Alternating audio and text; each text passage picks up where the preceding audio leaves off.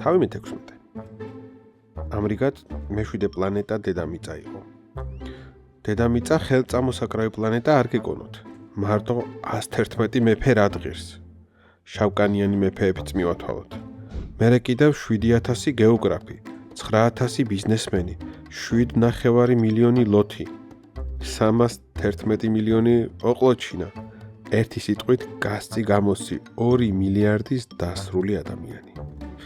დედამიწის განზომილებებზე მეტნაკლები წარმოდგენა რომ შეგიქმნათ, გეტყვით რომ ელექტრობის გამოგონებამდე 6 კონტინენტს მეფარნეთა 462,511 კაციანი არმია ემსახურებოდა. მართლაც რომ კარგი სანახავი იყო, მით უფრო შორიდან, სწორედ რომ ბალეტივით აწყობილი. ცეკვას ახალზელანდიელები და ავსტრალიელები იყენებდნენ. თურებს ანათებდნენ და დასაძინებლად შინ ბრუნდებოდნენ. მათ ჩინელები და ძიმბირელები თვლიდნენ. საქმეს რომ მოითავებდნენ, კულისებში უჩინარდებოდნენ. მერე ინდოელი და რუსი მეფარნეების რიგი იდგებოდა. მერე აფრიკელები და ევროპელები მოხვდებოდნენ, რომლებსაც ჩრდილოეთ ამერიკელები ენაცვლებოდნენ. ერთხელაც არ დაურღვევიათ სცენაზე გამოსვლის რიგი. მართლაც დიდებული სანახაობა გახდათ. მხოლოდ ჩრდილოეთ პოლუსის ერთადერთი მეფარნე და მისი სამხრეთელი ამხანაგი გრძნობდნენ თავს არხეინად.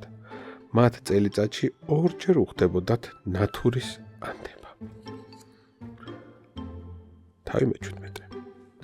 ის, ვინც ჭკუად მახვილობას ცდილობს, ოდნავ ცრუობს კიდეც.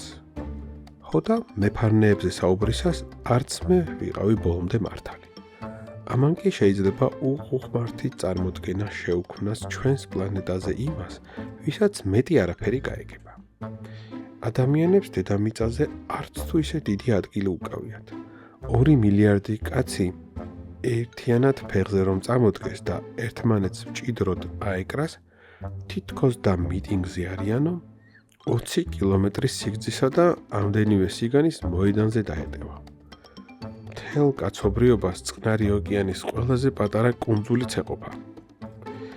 დიდები, რა თქმა უნდა, არ დაგიჯერებენ, რადგან დარწმუნებულნი არიან, რომ დიდი ადგილი უყრიათ. ნამდვილ ბაობაბებად მოაქვთ თავი.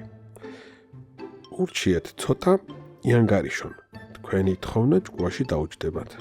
მით უმეტეს რომ რიცხვებს აღმერთებენ, მაგრამ ძალიანაც გაირჯებით. ამაოდ დაშვებით. ენდეთ ჩემს სიტყვას. პირველად რომ დაადგა ფეხი მიწაზე, პატარა პრინცმა ვერავინ დაინახა და გაოცდა. ის იყო გაიფიქრა პლანეტა ხომ არ შემეშალაო, რომ თვარესავით ვერცხლისფრად მოელვარე თოკი ქვიშაზე შეირხა. საღამო მშვიდობისა, წარმოთქვა პატარა პრინცმა ყოველი შემთხვევისთვის. საღამო მშვიდობისა, უპასუხა გველმა. რომელ პლანეტაზე ვარ? იკითხა პატარა პრინცმა. დედამიწაზე, აფრიკაში, გაეპასუხა გველი. ხო, რაო დედამიწაზე არავინ სახლობს? ეს უდაბნოა, უდაბნოში კი არავინ ცხოვრობს. დედამიწა დიდია, აუხსნა გველმა. პატარა პრინცი ქვაზე ჩამოჭდა და ზეცას ახედა.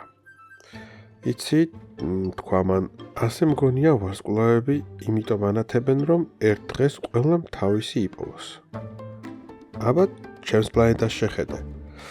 ზუსტად ჩვენს თავზემოთაა, მაგრამ ძალიან შორს. ლამაზია, თქვა გველმა. აქ რა მოგიყვანა? ერთ ყვავილს ვერ შევეწყვე, თქვა პატარა პრინცმა. ხო, თქვა გველმა. ორთავენი გაყუჩდნენ. ადამიანები სად არიან? გააგრძელა პატარა პრინცმა. უდაბნოში თავს ცოტა არ იყოს მარტოდ ვგრძნობ. ადამიანებთანაც მარტო ხარ, თქვა გველმა. პატარა პრინცი დიდხანს უყურებდა გველს. უცნაური ცხოველი ხარ, უთხრა ბოლოს. თითივით გალეული. თუმც კი მეფის თითზე გაცილებით ძლიერი, თქვა გველმა. პატარა პრინცმა გაიღიმა. არც თუ ისე ღონიერი ჩანხარ. თითებიც კი არ გაქვს, ვერ იმოგზაურებ. შემიძლია გემზე შორს წაგიყვანო. უთხრა გველმა და ოქროს სალტეთ შემოეჭდო კოჭებზე პატარა პრინცს. ვისაც კი შევეხები, ისვე მშობელ მიწას უბრუნებ, თქვა მან. მაგრამ შენ უცოდველი ხარ, თანაც სხვა ვარსკვლავიდან მოხვედი. პატარა პრინცმა არაფერი უპასუხა. მებრალები, ასეთი უსუსური ამ ხრიოკ მიწაზე რამ ჩამოგიყვანა? თუ კიდევ შენი პლანეტა ძალიან მოგენატრა, ჩემი იმედი გქონდეს. მიგიხვდი, თქვა პატარა პრინცმა, მაგრამ მუდამ ქარაგმებით რატომ მელაპარაკები? დრო მოვა და ყოველივეს აგიხსნი, უპასუხა გველმა. ორთავენი დატუმდნენ. თავი მე-18. პატარა პრინცმა უდაბნო გადაიარა და მხოლოდ ერთ ყვავილს წააწყდა. ყვავილს 3 ფურცელი ჰქონდა, დიდი ვერაფერი იყო. გამარჯობა, თქვა პატარა პრინცმა. გამარჯობა, მიესალმა ყვავილი. ადამიანები სად არიან? თავაზიანად კითხა პატარა პრინცმა. ყვავილმა ერთ დღეს გზად მიმავალ ქარავანს მოჰკრა თვალი. ადამიანები? რამდენიმე ჯერ კიდევ შემორჩა. 6 ან 7. დიდი ხნის წინ ვნახე. ვერავინ გეტყვის სად უნდა ეძებო. ქარი აქეთ-იქით დაათრევს. ფესვები არ აქვთ, ამიტომაც ძალიან უჭირთ. შვიდობით, თქვა პატარა პრინცმა. შვიდობით, თქვა ყვავილმა. თავი მე-19. პატარა პრინცი მაღალ მთაზე ავიდა.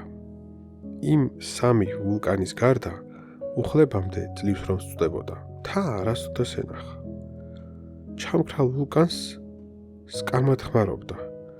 ასეთი მაღალი მთიდან, გაიფიქრა მან, თვალის ერთი გადავლებით პლანეტასაც დავინახავდა ადამიანებსაც, მაგრამ კლდის ალესილი წვერის გარდა თვალი ვერაფერს კიდა. გამარჯობათ, თქვა მან ისე საზღვათა შორისოდ. გამარჯობათ, გამარჯობათ, გამარჯობათ, გამოეპასუხა ეკო.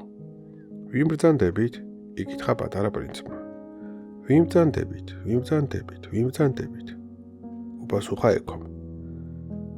მივმეგობრეთ, მარტო ვარ, თქვა პატარა პრინცმა. მარტო ვარ, მარტო ვარ, მარტო ვარ, უპასუხა ეკომ. რა უცნაური პლანეტაა, გაიფიქრა პატარა პრინცმა. გამომშრალი წვეტიანი მლაშე, ადამიანებს წარმოსახვის უნარი აკლიათ. მე ყვავილი მყავდა, სიტყმის თქმას არ მაცლიდა. თავი მე-20. ქვიშაში კლდეებსა და თოვში დიდ ხანს ხეტიალის შემდეგ პატარა პრინცი როგორც იქნა გზაზე გავიდა. ყველა გზა კი ადამიანებისკენ მიდის. გამარჯობათ, თქვა მან. ვარდის ბაღში იყო. გამარჯობა, თქვეს ვარდებმა. პატარა პრინცმა მიიხედ მოიხედა. ყველა ყვავილი ერთთავად მის ვარდს გავდა. ვიბრძანდებით? იკითხა გაოცებულმა. ვარდები, უპასუხეს ვარდებმა. ჰო, თქვა პატარა პრინცმა.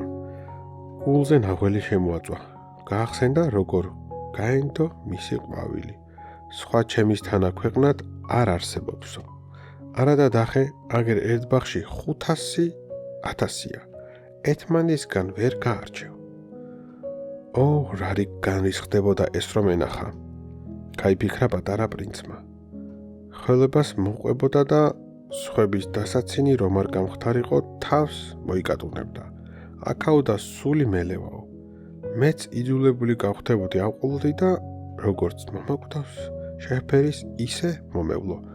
თუ არა და ჩემ ჯიბზე შეიძლება მართლაც მომკვდარიყო. მერე ესეც გაიფიქრა. მეგონა ჩემი ყვავილი ამ ქვეყნად ერთადერთი და განუმეორებელი იყო. არადა ჩვეულებრივი ვარდი ყოფილა. ერთი ყვავილი, 3 ჯუჯა ვულკანი, თანაც ერთი სამუდამოდ ჩამქრალი. დიდი ვერაფერი სიმდიდრეა. ბალახზე გაწვა და აწირდა.